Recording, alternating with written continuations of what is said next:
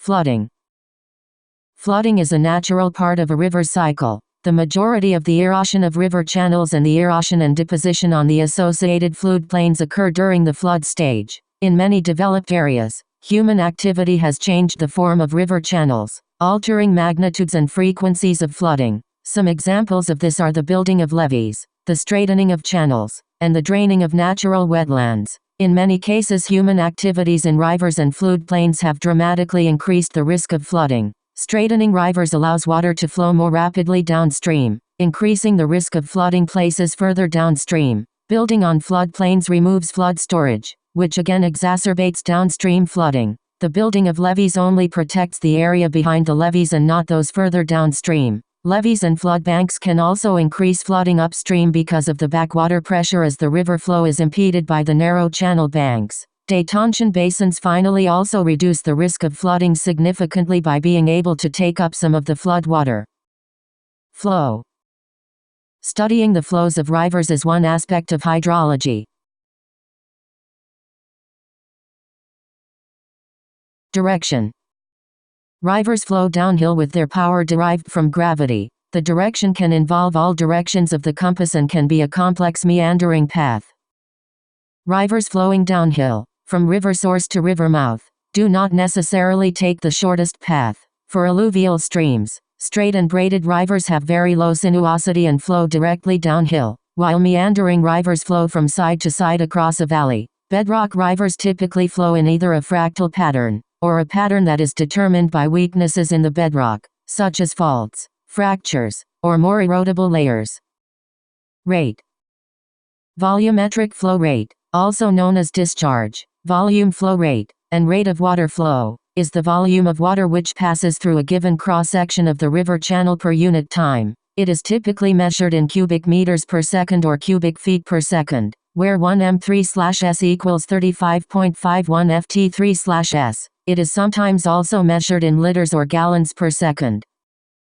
Volumetric flow rate can be thought of as the mean velocity of the flow through a given cross-section, times that cross-sectional area. Mean velocity can be approximated through the use of the law of the wall. In general, velocity increases with the depth and slope of the river channel, while the cross-sectional area scales with the depth and the width. The double counting of depth shows the importance of this variable in determining the discharge through the channel. Fluvial erosion. In the youthful stage. When the river is subject to vertical erosion, deepening the valley, hydraulic action loosens and dislodges the rock. The river's load further erodes its banks and the river bed. Over time, this will deepen the river bed and create steeper sides which are then weathered. The steepened nature of the banks causes the sides of the valley to move downslope, causing the valley to become V-shaped.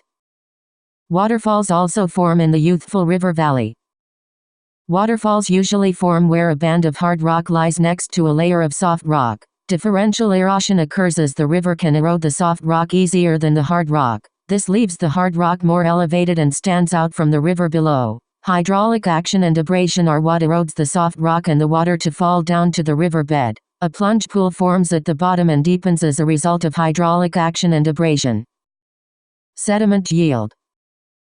Sediment yield is the total quantity of particulate matter reaching the outlet of a drainage basin over a fixed time frame. Yield is usually expressed as kilograms per square kilometer per year. Sediment delivery processes are affected by a myriad of factors such as drainage area size, basin slope, climate, sediment type, vegetation cover, and human land use management practices. The theoretical concept of the sediment delivery ratio captures the fact that not all of the sediment is eroded within a certain catchment that reaches out to the outlet.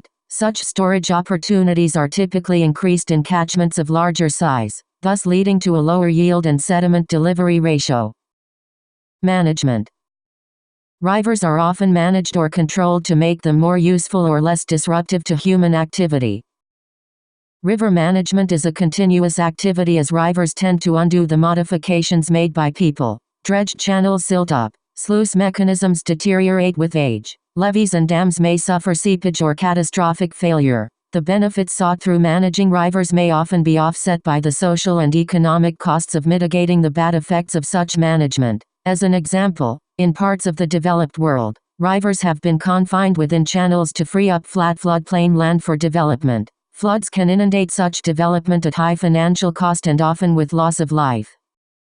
Rivers are increasingly managed for habitat conservation, as they are critical for many aquatic and riparian plants, resident and migratory fishes, waterfowl, birds of prey, migrating birds, and many mammals.